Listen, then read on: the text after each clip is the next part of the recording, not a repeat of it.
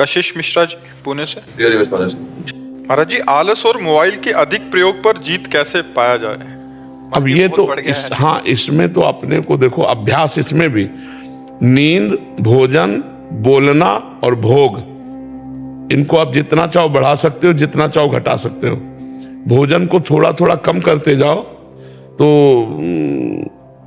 जो आदमी 35 रोटी खा सकता था वो 1.5 रोटी पे जीवन व्यतीत कर रहा है और स्वस्थ है। 35 जब साधना में तो 1.5 रोटी पे अब जीवित है और 35 रोटी पाने वाला।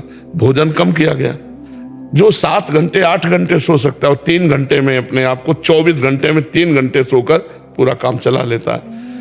बोलने का अभ्यास बहुत होता है, मौन रखना बहुत कठिन होता है। कम बोलो, कम सो, कम खाओ और भजन करो तो आलस से खत्म हो जाएगा।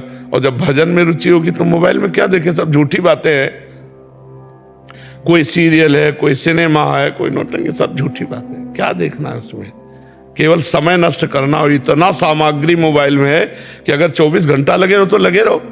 फेसबुक है और कौन, हाँ इंस्टाग्राम, जो क्या, हाँ ये सब इसी में लगे रहो, इसी में।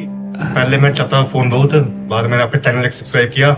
जब भी बोलता चैनल हो तो पूरे फोन में सिर्फ आप ही आते थे 24 घंटे। हाँ, अगर सत्संग सुनोगे तो बुद्धि शुद्ध रहेगी। उससे मुझे 6 महीने में इतना फर्क पड़ा कि मतलब कि पहले सिर्फ मैं नेगेटिव पूरा वैसा था। कश्मीर मेरी पोस्टिंग है बैंक में जी, वहाँ रहना मतलब कि अकेले कश्मीर वैसा माहौल भी नहीं है वहाँ, मतलब कि रहना वैसे। अब सिर्फ राधा नाम सुबह सुबह लो, उसका आपने कहा चतुरासी जी पढ़ो, वो पढ़ो, फिर सब करो। मतलब कि अपने बुक बोलती साधक संजीवनी, वो पढ़ो।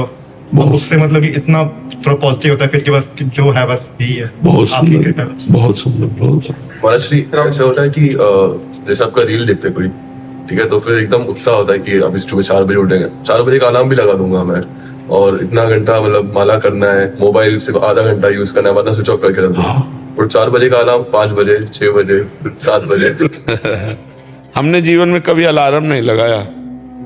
1 बजे जगते, मतलब 1 बजे जगते नहीं, 1 बजे तुम शौचालय में जाते, कहो 11 बजे जग जाए, कहो 12 बजे जग जाए, कहो 11:30 बजे जग जाए।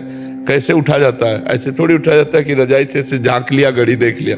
पहला काम रजाई फेंको, पहला काम रजाई को फेंको और उठ के बैठ जाओ। और अगर झपकी आने लगे तो उतर के खड़े हो जाओ, टहलो, पानी पियो, शौच स्नान करो, फिर अपने साधन में लग जाओ। अलार्म थोड़ी उठाता है।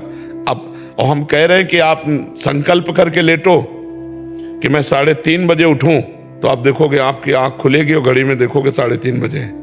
वो परमात्मा आपके संकल्प की पूर्ति कर। कभी घड़ी और अलार्म ये सब करो, अपने समय से उठ जाओ। अभ्यास से ऐसा हो जाता है। तो इसके लिए थोड़ा मेहनत करनी पड़ेगी कि अब जैसे अलार्म बजा, सुना तो तुरंत उठ जाओ, एकदम उठ जाओ, बिल्कुल आलस्य मत करो। ऐसा करो, पहले बिस्तर से हटो, रजाई फेंक दिया, बाहर हो गए, और फिर एकदम मुंह आदि धो करके फिर नाम जप करने लगो, जो अपनी दिनचर्या में लग जाओ। 4 बजे तो बहुत कम है, 4 बजे तो यहाँ सत्संग शुरू होता है। लोग रोड में रात्रि में कैसे खड़े रहते हैं, तो पूरी रात भर लोग खड़े रहते हैं। तो हमें लगता है अगर हम अभ्यास करें तो हो सकता है, ठीक है। और मोबाइल का हम ये नहीं कह रहे कि आप बिल्कुल घंटा आध घंटा नियम रखें, हर समय मोबाइले में चिपना। आजकल तो ऐसे लोग कि गाड़ी भी चला रहे हैं तो मोबाइल का प्रयोग कर रहे, मरोगे और मारोगे। गाड़ी चलाते समय मोबाइल का बिल्कुल प्रयोग नहीं करना चाहिए। ऐसे में लगे तो कहाँ 1 सेकेंड में सामने वाला तुम्हें ठोक देगा या तुम सामने वाले को ठोक दोगे। मोबाइल बहुत अच्छी चीज है, बहुत बुरी चीज है, दोनों बातें। अच्छी चीज है कि आप अच्छे उसमें से चैप्टर ले सकते हो, प्रसंग ले सकते हो, समय पर आप किसी को फोन कर सकते हो। बचाव पक्ष में बहुत है और फंसाव पक्ष में भी बहुत है। तो इसलिए विवेक का प्रयोग करो, अच्छा ग्रहण करो, बुरा का त्याग कर दो, अभ्यास युक्त रहो, जिससे आपकी नींद आदि नियत समय पर हो जाए। कै बजे सोते हो? जब आप उठते हैं। जब आप उठते हैं तब। वैसे तो भले आदमी 5-6 बजे भी उठ जाते हैं, कोई तो 11 बजे तक सोते हैं। तो कोई 2:30 बजे उठने वाले भी बड़े हैं जी, दोपहर को 2:30 बजे उठने। तो फिर नहा धो के खा के फिर सो जाए।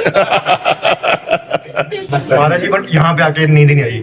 यहाँ पे 3 से नींद आई नहीं बिल्कुल भी। हाँ, दिव्य धाम है भगवान का यार। इनकी दिनचर्या कुछ ऐसी रहती है प्रभु, जैसे दिनचर्या ऐसी ही रहती है कि हम पशु चिकित्सक हैं तो हमें लेट हो जाता है, 9 बज जाता है कभी कभी फील्ड में, तो हमें सोने में 10-11 बज जाते हैं सुबह, इसलिए विलम्ब हो जाता है। तो 11 बजे सो जाओ, 12, 1, 2, 3, 4, 5, 6 घंटा केवल नींद पर्याप्त है साधक के लिए।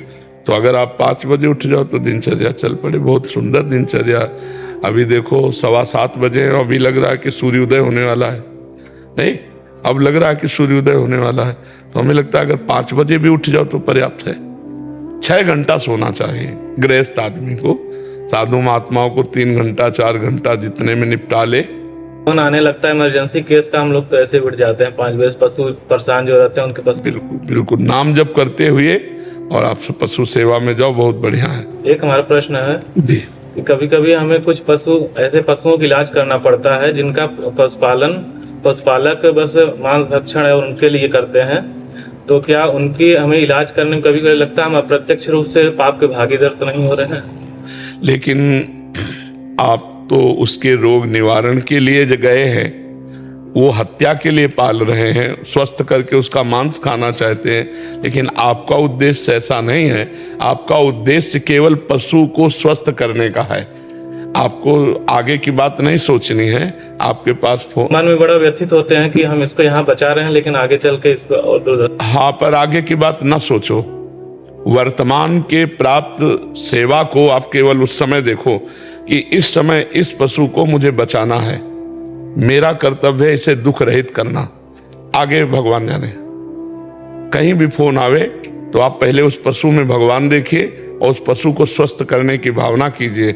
यदि हम ऐसा सोचें कि इसको कल कोई मारेगा, तो आज ही हम मार रहे हैं, क्योंकि हमें सूचना मिल गई कि वो रोग से ग्रसित है और हम नहीं गए तो वो तो कल मारता, आज हमने मार दिया। हम जाकर आज उसे बचाएंगे, कल भगवान जाने उसका परिणाम क्या होगा, है नहीं? हर जीव का परिणाम अपना है। तो इसलिए ऐसे विचार के द्वारा हम उस जीव की सेवा करते हैं। आगे का केस भगवान संभालें कि वो हत्या करेगा कि क्या करेगा। हम वर्तमान को देखकर उसको दुख निवृत्त कर देते हैं।